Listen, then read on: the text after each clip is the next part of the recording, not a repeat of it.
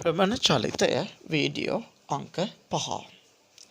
මේකදී අපි කරන්නේ තවත් වැදගත් සිද්ධාන්ත කීපයක් සාකච්ඡා කරන එක. මේකත් පොතේ පැහැදිලිව ලියා ගන්න ඕන. ලියා ගන්න මාතෘකාව ස්පර්ශීය වේගය එලෙරක් ස්පර්ශීය ප්‍රවේගය එලෙරක් රේඛීය වේගය. හරි. අපි දැන් බලමු. ඔන්න මෙන්න මේ P කියන අංශුව අරය R වෙච්ච වෘත්තාකාර පතයක ඔමේගා කියන ඒකාකාර කෝණික ප්‍රවේගයෙන් ගමන් කරනවා කියලා. දැන් අංශුව කෝණික ප්‍රවේගයකින් ගියාට සෑම මොහොතකදීම අරයට ලම්බ දිශාවකට පරිධිය ඔස්සේ ඒ අංශුවට ප්‍රවේගයක් තියෙනවා. අන්නේ ප්‍රවේගයට තමයි අපි කියන්නේ ස්පර්ශීය වේගය නැත්තම් ස්පර්ශීය වේගය නැත්නම් රේඛීය වේගය කියලා. මෙතන කාලය t සමානයි බිඳුවේදී. මෙයා මෙහෙම යද්දී අපි හිතමු කිසියම් සිම්පල් t කාලයකදී එයා ලබාගත්ත මේ විදිහට v කියන්නේ එයා කිසියම් t කෝණයක් භ්‍රමණය වුණා කියලා. එතකොට එයාගේ කෝණික විස්ථාපනය වෙන්නේ θ. අපි හිතමු එයා මෙතන ඉඳලා මෙතෙන්ට චලිත වෙච්ච දුර s කියලා. චාපදිග. මට කියන්නේ s චාපදිග කොච්චරක් කරනවද? θ රේඩියන් වලින් මන්නම් චාපදිග s නම් s සමානයි r θ. මතක තිය ඔයගලන්ට. ඒක අපි ගන්න රේඩියනේ අර දැක්වීමකින්. මතකද දන්නේ? මතක නැත්නම් මම චූට්ටක් කියලා දෙන්න. පුතේ රේඩියනේ අපි අර්ථ දක්වන්නේ මෙන්න මෙහෙමයි. වෘතයක අරයට සමාන චාපදිගක්. කේන්ද්‍රය මත ආපාතනය කරන කෝණය. ඒ කියන්නේ මෙන්න මේ කෝණය රේඩියන් 1යි නම් මෙන්න මේ චාපදිග වෙන්නේ r.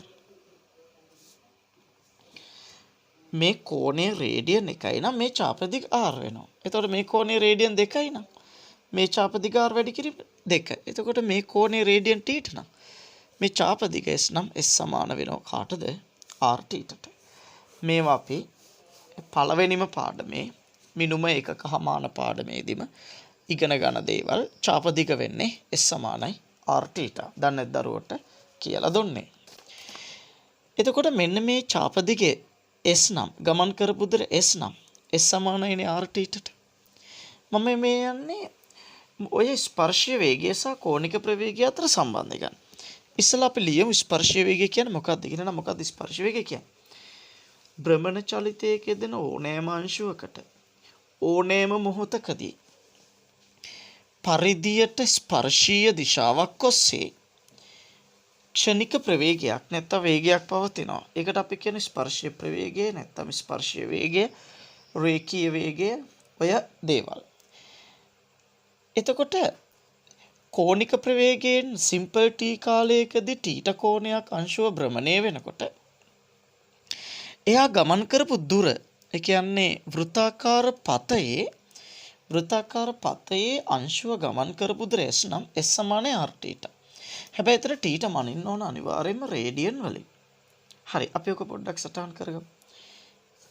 වීඩියෝ එක නවත්තලා ඇඳ ගන්න රූපේ ඇඳ ගන්න.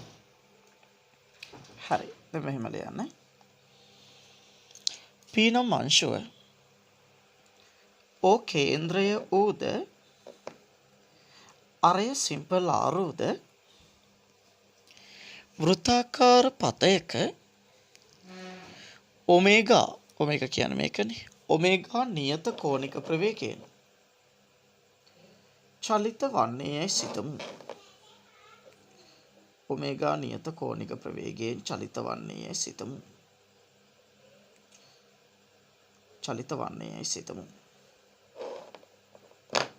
හරි, චලිත වන්නේයයි සිතමු. ලියන්න මෙහෙම. අංශුවේ භ්‍රමණ චලිතයේ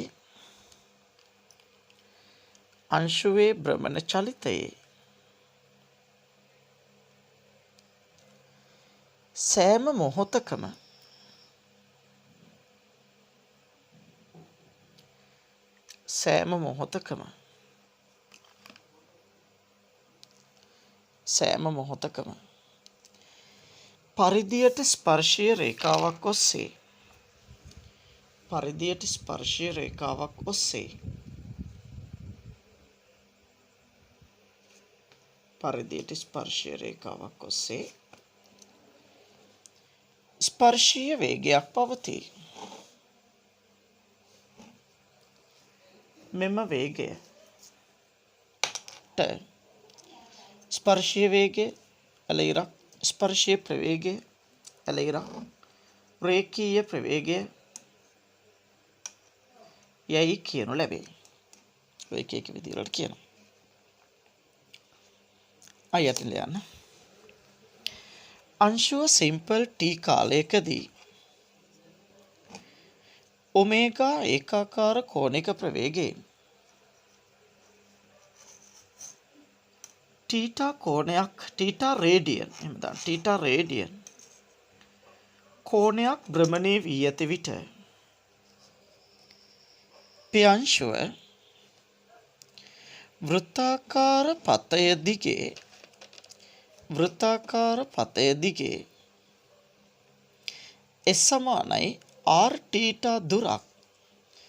S සමානයි r තීටා දුරක් චලිත වී ඇත.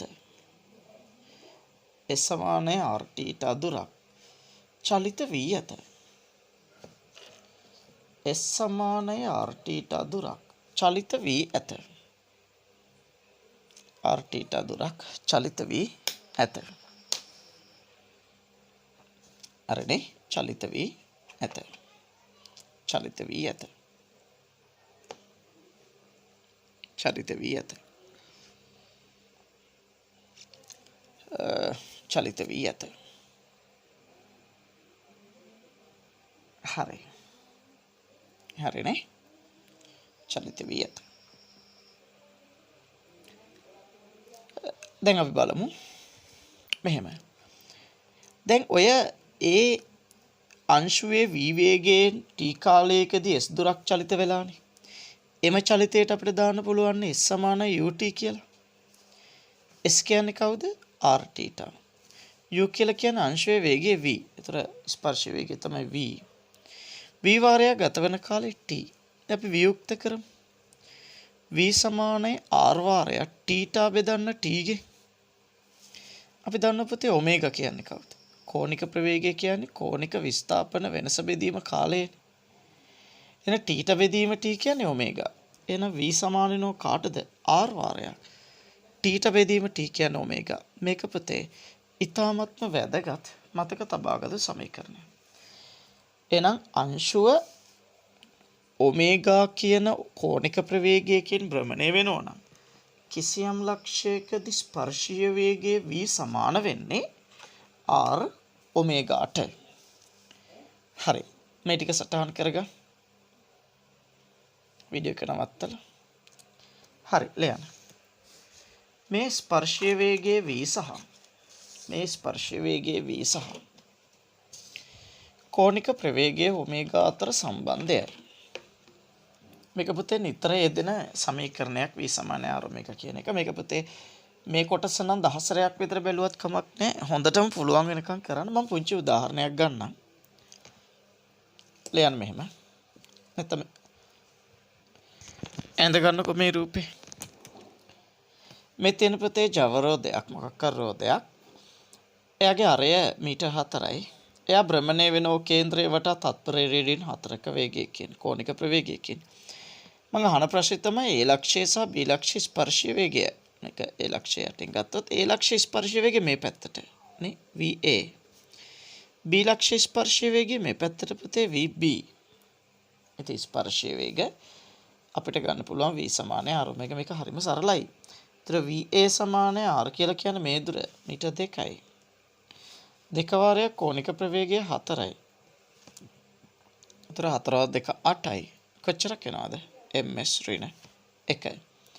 ඔය ඒතර vb කවුද? v සමානයි r. r කියන්නේ මෙතන 4යි නේ?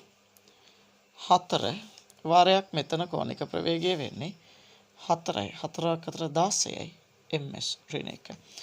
එහෙනම් අංශුව නැත වස්තුව භ්‍රමණය වන කෝණික ප්‍රවේගය දන්නවනම් ඕනම ලක්ෂයක ස්පර්ශ වේගය v සමානයි r ඔමේගා කියන සමීකරණය දාලා අපිට ගන්න පුළුවන්. ඇඳ ගන්න මේක ලියන්න පුතේ. රූපේදී ඇති මාන සහිත මිනුම් සහිත රූපේදී ඇති මිනුම් සහිත රෝදයක් 4 තත්පර රේඩියන් ඒකාකාර කෝණික ප්‍රවේගයෙන් භ්‍රමණය වේ. A සහ B ලක්ෂවල ස්පර්ශීය වේගයන් සොයමු. A සහ B ලක්ෂවල ස්පර්ශීය වේගයන් සොයමු. හරිද පුතේ මේක දාගන්න v = r කියලා ඔය විදිහට ගන්න. හරි. ලියගන්න ඊළඟ මාතෘකාව. ස්පර්ශීය ත්වරණය. ස්පර්ශීය ත්වරණය. මේකත් අර වගේම තමයි. ඔන්න පුතේ. ඕ කේන්ද්‍රය වෙච්ච අරය R වෙච්ච වෘත්තාකාර පතයක P කියන අංශුවක් මෙහිම භ්‍රමණය වෙනවා කියමුකෝ. ඔන්න පුතේ එයාගේ ආරම්භක කෝණික ප්‍රවේගය ω1. මෙතන කාලයේ t සමානයි 0දී. අපි හිතමු පුතේ එයා ඒකාකාර ත්වරණයකට ලක් වෙනවා කියලා. එතකොට එයාට ඇල්ෆා කියන ඒකාකාර කෝණික ත්වරණයක් තියෙනවා. ආරම්භක කෝණික ප්‍රවේගය ω1 සිම්පල් t කාලයකදී එයාගේ කෝණික ප්‍රවේගය ω2 කියලා අපි ගත්තා. පුතේ කෝණික ප්‍රවේගය සිම්පල් t කාලයකදී ω1 ගේ ඉඳලා ω2 දක්වා වැඩි වෙනවා. එතකොට ඔබට පේන්න ඕන ස්පර්ශීය වේගයත් වැඩි වෙනවා. v1 ඉඳලා v2 දක්වා. මෙතන ස්පර්ශීය වේගය v1 මෙතන ස්පර්ශීය වේගය v2. අපි දන්නවා v සමානයි r ඔමේගා අනුව v1 සමානයි r ඔමේගා 1 v2 සමානයි r ඔමේගා 2. පුතේ කෝණික ප්‍රවේගයක් තියෙනකොට අංශුවට වෘතයට පරිධියට ස්පර්ශකයක් ඔස්සේ පරිධියට ස්පර්ශකයනේ මේ ඔස්සේ ස්පර්ශීය වේගයක් තිබුණා වගේ කෝණික ත්වරණයක් තියෙනවා නම් අනිවාර්යෙන් ස්පර්ශීය ත්වරණිකුත් තියෙනවා. දැන් සෑම ලක්ෂයකදීම මෙන්න මේ ස්පර්ශ දිශාව ඔස්සේ ත්වරණයක් තියෙනවා. අපි හිතමු ඔය ස්පර්ශීය ත්වරණය A කියලා. ඉතින් ස්පර්ශීය ත්වරණය A නම් අපි දන්නවා ත්වරණය සමානයි කවුද? ප්‍රවේග වෙනස බෙදීම කාලය. ත්වරණය සමාන වෙන්නේ ප්‍රතේ ප්‍රවේග වෙනස බෙදීම කාලය. එතකොට මෙතන ප්‍රවේග වෙනස කවුද? මෙතන ප්‍රවේගයේ v2 මෙතන ප්‍රවේගයේ v1 නම් ප්‍රවේග වෙනස වෙන්නේ v2 ඍණ v1. එතකොට ප්‍රවේග වෙනස වෙන්නේ v2 ඍණ v1. v2 ඍණ v1 බෙදනෝ ගත වෙන කාලය t ක. එතකොට ත්වරණය සමානයි. v2 කියන්නේ කවුද? කෝණික ප්‍රවේගය. v සමානයි r ඔමේගානේ. එතකොට r මෙතන r නිසා r ඔමේගා 2. v2 කියන්නේ r ඔමේගා 2 ඍණ v1 කියන්නේ කවුද? v සමානයි r ඔමේගා නිසා මෙතන වෙන්නේ r ඔමේගා 1. බෙදන ගත වන කාලය t ක. එතකොට ත්වරණය සමාන වෙනවා. r එළියට ගත්තොත් ඔමේගා 2 ඍණ ඔමේගා 1 බෙදීම t. එතකොට a සමාන වෙනවා r. කවුද මේ ඔමේගා 2 ඍණ ඔමේගා 1 කියන්නේ? ඔමේගා 2 ඍණ ඔමේගා 1 කියන්නේ කෝණික ප්‍රවේග වෙනස. කෝණික ප්‍රවේග වෙනස කාලයෙන් බෙදුනට පස්සේ ලැබෙන්නේ කෝණික ත්වරණය. කෝණික ප්‍රවේග වෙනස කාලයෙන් බෙදුනට පස්සේ අපිට ලැබෙන්නේ පුතේ කෝණික ත්වරණය. එතකොට මේකත් ඊටාම අවධානයෙන් දැඩිව මතක තබා ගත යුතුම වන කොටසක්. අවබෝධයෙන් අවධානයෙන් සහ දැඩිව පුතේ මතක තබා ගත යුතුම වන කොටසක් තමයි මේක. එහෙනම් ඔය A සමානය R කියන ඕක අනිවාර්යෙන්ම අපි මතක තබා ගන්නම වෙනවා. හරිනේ? එහෙනම් ස්පර්ශීය වේගයයි කෝණික ප්‍රවේගය අතර සම්බන්ධය v සමානයි r ඔමේගා වගේ ස්පර්ශීය ත්වරණයයි කෝණික ත්වරණය අතර සම්බන්ධ වෙන්නේ a සමානයි r ඇල්ෆා. හරිනේ? වීඩියෝ එක තව සැරයක් නවත්තලා පස්සට කියලා දෙසරයක් විතර බලලා අපි නෝට් එක ලියාගමු. දැන් දෙසරයක් විතර බලලා ඉන්න නෝට් එක ලියන්න කලින්. හරි. දැන් වීඩියෝ එක නවත්තලා මේ රූප සටහන ඇඳ ගන්න මේ විදියට. ලියන්න මෙහෙම. P අංශුව O කේන්ද්‍රයේද අරය සිම්පල් ආර්ධ වූ වෘත්තාකාර පතයක ගමන් කරයි. වෘත්තාකාර පතයක ගමන් කරයි.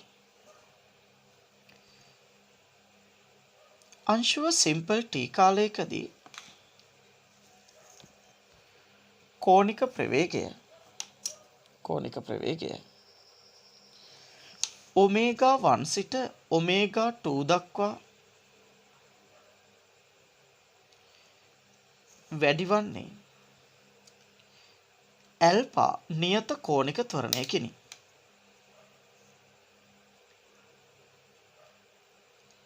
වෘත්තයේ පරිධියට ස්පර්ශීයව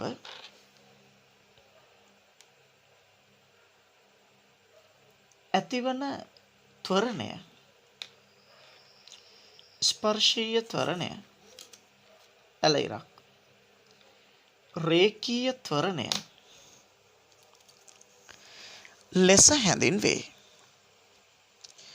ලෙස හැඳින්වේ. හරි. ලියන්න. ස්පර්ශීය ත්වරණයේ සිම්පල් A හා කෝණික ත්වරණය ඔමේගා අතර සම්බන්ධය ලබා ගනිමු. හරි පුතේ. දැන් මෙතනින් පටන් ගන්න. එතකොට රේඛීය ත්වරණයේ සමානයි ප්‍රවේග වෙනස බෙදීම කාලය ඔය විදිහට ගත්තා. වීඩියෝ එක නවත්තලා ගන්න ඔය විදිහට. මේකත් ඔය විදිහට ගන්න පුතේ. එතකොට මෙතන ලැබෙනවා A සමානයි R ඇල්ෆා කියන සමීකරණය.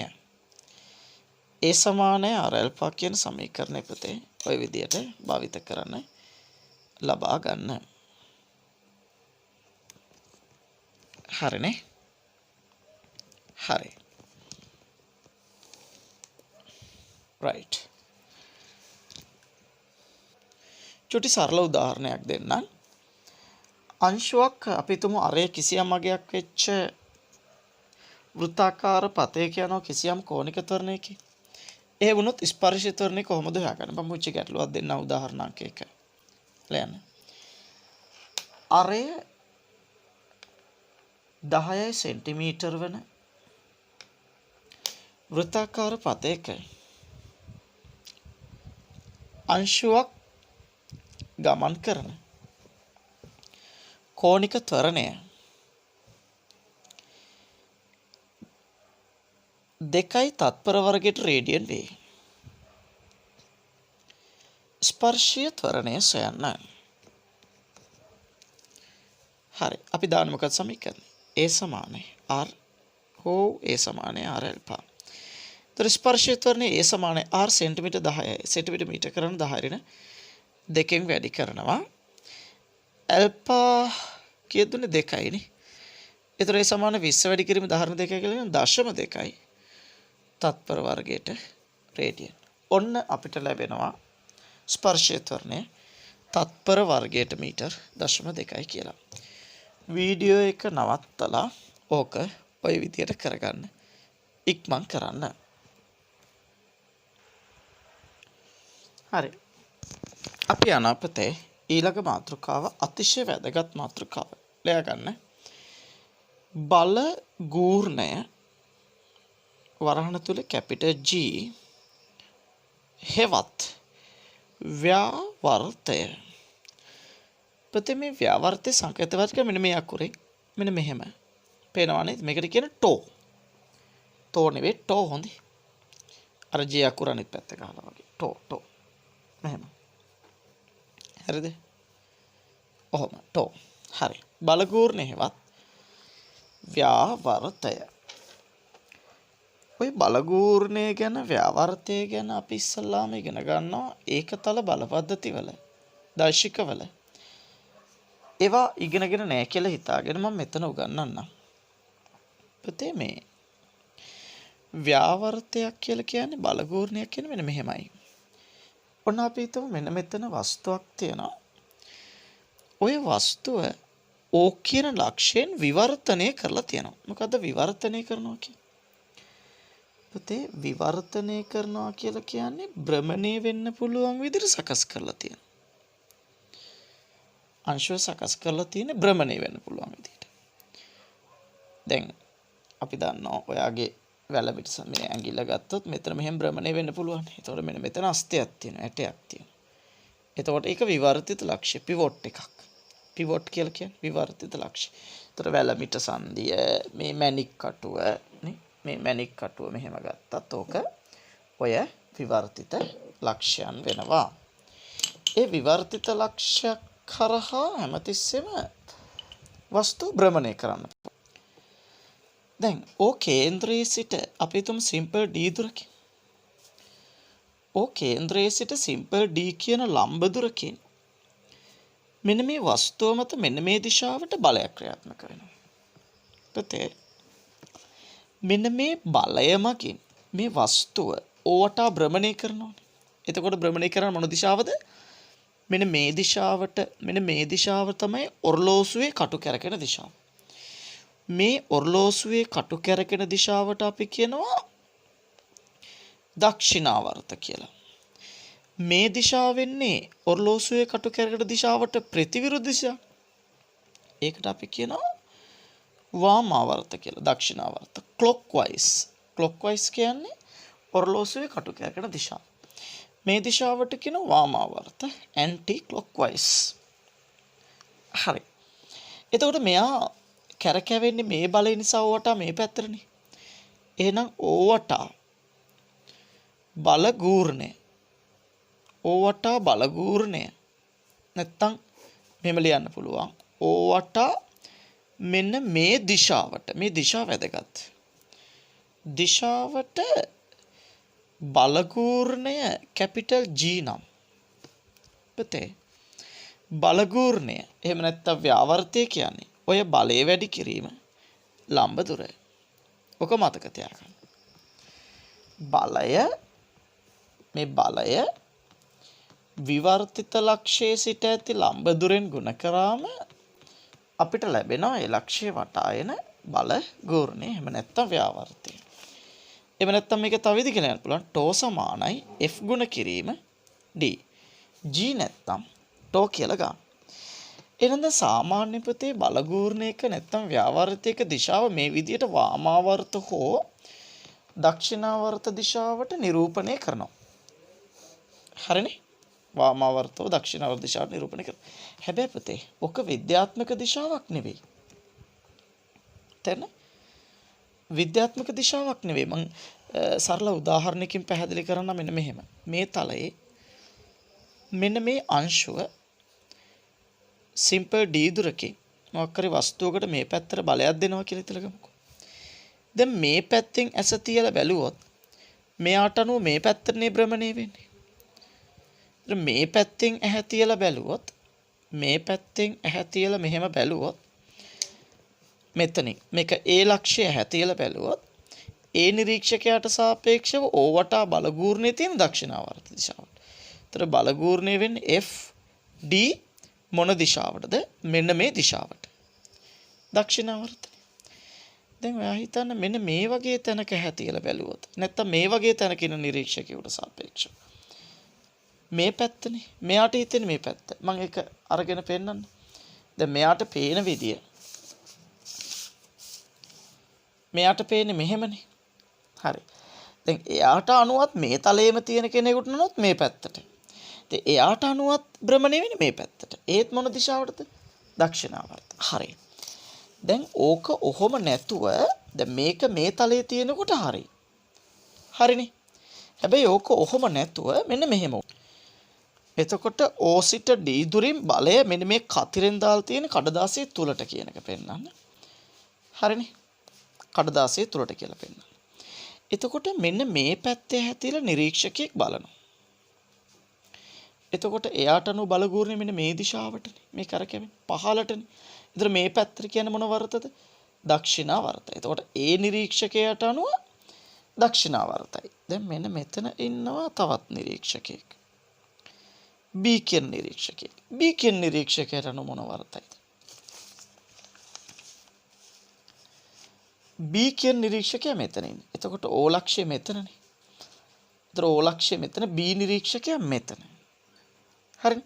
එතකොට දැන් මෙතන ඉඳලා මෙතන දුරින් කරකැවෙන්නේ මේ පැත්තටනේ බලන්න. කරකැවෙන්නේ මේ පැත්තට. එතකොට මෙයාට සාපේක්ෂව කරකැවෙන්නේ මෙහෙමනේ. එතකොට මොන වර්තද? වාමා වර්ත. හරිනේ. එතකොට B කියන නිරීක්ෂකයාට හිතෙන්නේ O කේන්ද්‍රයේ මෙතන D දුරකින් මෙහෙම බලය තියෙනකොට වාමාවර්තයි. මේ පැත්තට කරකැවෙන්නේ. එතකොට එතන බලගූර්ණය වෙන්නේ වාමාවර්තය. එහෙනම් B ට සාපේක්ෂව O මේ බලය නිසා බලගූර්ණේ වාමාවර්තයි. හැබැයි දැන් A නිරීක්ෂකයට අනුව විවර්තිත ලක්ෂ්‍ය මෙතන. එතකොට විවර්තිත ලක්ෂ්‍ය මෙතන භ්‍රමණය වෙන්නේ මේ පැත්තට. එතකොට මේ පැත්තට භ්‍රමණය වෙනකොට මේ බලය මගින් ඕවට ගූර්ණය වෙන්නේ දක්ෂිනාවර්තයි. ඕවට ගූර්ණය දක්ෂිනාවර්තයි. එහෙනම් Aට සාපේක්ෂව දක්ෂිනාවර්ත උනාට Bට සාපේක්ෂව වාමාවර්තයි. එහෙනම් බලයක් මගින් යෙදෙන බලගූර්ණයේ දිශාව දක්ෂිනාවර්තෝ වාමාවර්ත කියන එක සාපේක්ෂයි. ඒක සාපේක්ෂ වෙන්නේ නිරීක්ෂකයාට සාපේක්ෂව. එන එක විද්‍යාත්මක දිශාවක් නෙවෙයි. එහෙනම් බලගූර්ණයක විද්‍යාත්මක දිශාව ගන්න ක්‍රමයක් තියෙනවා. විද්‍යාත්මක දිශාව ගන්න මෙහෙමයි. අපි හිතමු මෙන්න මෙහෙම එකක්. මේක ත්‍රිමානව හිතන්න. මේක තිරස් තලයේ. මේක තිරස් තලය. මේක මේ y අක්ෂය. මේක මේ x අක්ෂය. xy තලය. හරිනේ. මේ xy තලය. xy තලය ඔස්සේ මෙන්න මේ විදියට ඔමේගා කෝණික ප්‍රවේගයෙන් භ්‍රමණය වෙනවා. හරිනේ. දැන් මෙහෙමනේ භ්‍රමණය වෙන්නේ. මෙතන අපි කරන්නේ මෙන්න මේ විදිහට දකුණු අත මිට මොලව ගන්න. හරිද? මේ බලන්න. දකුණු අත මිට මොලවගෙන දැන් මේ y අක්ෂය ඔස්සේනේ භ්‍රමණය වෙන්නේ. ඉතින් y අක්ෂය ඔස්සේ භ්‍රමණය වෙනකොට මහපට ඇඟිල්ල y අක්ෂය ඔස්සේ තියාගෙන මේ ඉතිරි ඇඟිල්ල අතර භ්‍රමණය කරනවා. මෙහෙම. එතකොට මේ භ්‍රමණය වන දිශාව මගින් තමයි භ්‍රමණය වන දිශාවට ලම්බකව තියෙන මේ මහපට ඇඟිල්ලේ දිශාවෙන් තමයි බලගූර්ණය නැත්නම් ව්‍යාවර්තයේ දිශාව විද්‍යාත්මක දිශාව. එහෙනම් ඔය බලගූර්ණයක විද්‍යාත්මක දිශාව ගන්නේ දකුණු අත භාවිත කළා. දැන් මට චිත්‍ර අඳින්න බෑ. මේක දකුණු අතක්සේ සලකන්න. හරිනේ? ඔක කැතයි නේද? මට චිත්‍ර අඳින්න බෑ ඉතින් ඇත්තම කිව්වොත්. මෙය දකුණු අතක්සේ සලකන්න. ඔය විදියට. එතකොට මෙන්න මේ දිශාවට නම් භ්‍රමණ දිශාව මේ මහපට ඇඟිල්ලේ දිශාවෙන් ලැබෙන ව්‍යාවර්තයේ එහෙම නැත්නම් බලගූර්ණයේ දිශාව. එහෙනම් බලගූර්ණයක දිශාව වාමාවර්තද දක්ෂිනාවර්තද කියලා අපි ලකුණු කරන්නේ අපේ පහසුව සඳහා. වාමාවර්තෝ දක්ෂිනාවර්ත කියලා ලකුණු කරන්නේ අපේ පහසුව සඳහා. නමුත් සත්‍ය විද්‍යාත්මක දිශාව තියෙන්නේ අනිවාර්යෙන්ම මේ විදියට භ්‍රමණය වන තලයට ලම්බක දිශාවක් ඔස්සේ තමයි භ්‍රමණය වන තලයට ලම්බක තලය ඔස්සේ තමයි ව්‍යාවර්තය නැත්තම් බලගූර්ණයේ දිශාව ලැබෙන්නේ. වයි තාම වැදගත් වෙනවා. ගැටලු කරනකොට මම පැහැදිලිව කියලා දෙනවා. ඉතින් ඔය මේ දකුණු අත භාවිත කළ මේ විදියට ඔය දිශාව ලබා ගන්න හැකියාව තියෙනවා. හරි අපි එහෙනම් ඔය ටික පොඩ්ඩක් ලස්සනට සටහන් කරගෙන දෙමු. මාතෘකාව ලියාගත්තා නේද? ඇඳ ගන්න මේ රූපේ විතරයි මේක ලියන්න එපා. මේ රූපේ ඇඳ ගන්න. එහෙනම් බලගූර්ණය කියන්නේ බලය වැඩි කිරීම ලම්බ දුර. මෙතන බලගූර්ණයේ ඒකක. බලගූර්ණයේ ඒකක මොකක්ද? බල ඒකක නිව්ටන් මීටර්. n සහ m අතර පරතරයක් තියෙන්න ඕන. මේ දැන් නිව්ටන් මීටර කියලා තව ඒකකයක් එනවා. බලය වැඩි කිරි විස්ථාපනය නිව්ටන් මීටර කාර්ය මතකයිද? කාර්ය ඒකක ජූල්නේ. හැබැයි මේක ජූල් කියලා ගන්න බෑ. හරි? මේක ජූල් කියලා ගන්න බෑ. මතක තියාගන්න. මේ රූපය ඇඳලා ලියන්න මෙහෙම. රූපේ පරිදි වස්තුවක් ඕලක්ෂයෙන් විවර්තනය කර ඕ සිට සිම්පල් D ලම්බදුරින් කැපිටල් F බලයක් ලබා දෙන විට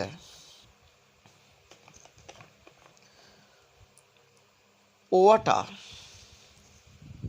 එම බලය මගින්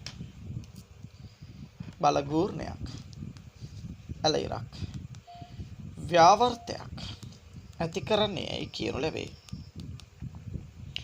ඇති කරන්නේයි කියනු ලැබේ.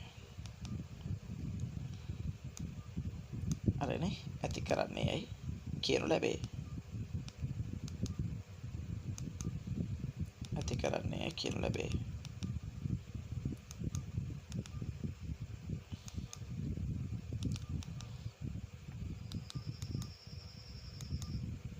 හරිද?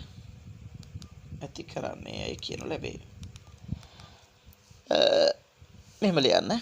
ඕවට මේ දිශාවට බලගූර්ණය G නම් කියලා මේක ලබා ගන්න G එකක නිව්ටන් මීටර් කියලා ගන්න. හරි. ඊට පස්සේ ලියන්න. බලගූර්ණයක සාමාන්‍ය දිශාව මෙන්න මේ දෙක දාගන්න. මේක දක්ෂිණාවර්ත හෝ මේක වාමාවර්ත ලෙස ලබා දෙනු ලැබේ. නමුත් බලගූර්ණයක එනම් ව්‍යාවර්තයක මෙලෙස දිශාව දැක්වීම නිරීක්ෂකයාට සාපේක්ෂව වෙනස් වන නිසා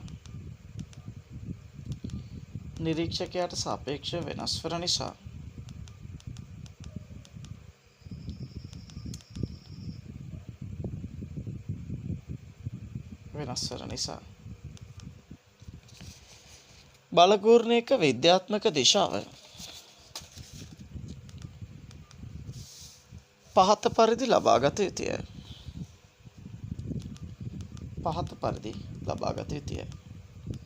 ඒකටම ලියන්න. වාමාවර්තව දක්ෂිණාවර්තව දිශාව දැක්වීම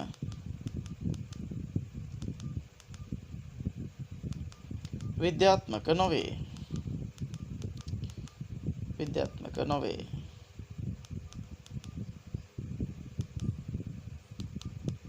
හරිනේ? හරි. ඇඳ ගන්න මේ රූප දෙක. හරි. මෙහෙම ලියන්න.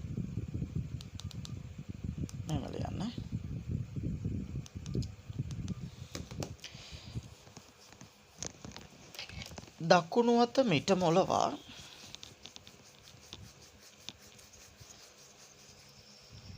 භ්‍රමණය වන තලයට භ්‍රමණය වන අක්ෂයට සමාන්තරව එහෙමයි. භ්‍රමණය වන අක්ෂයට සමාන්තරව මහපටැඟිල්ල තබාගෙන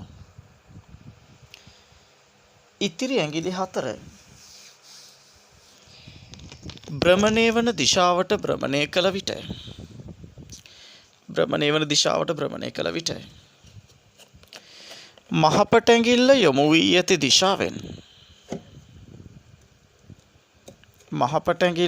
වී ඇති දිශාවෙන්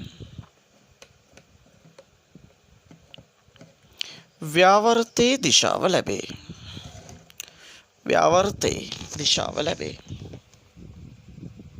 අයිචට ලියන්න. ව්‍යාවර්තයේ විද්‍යාත්මක දිශාව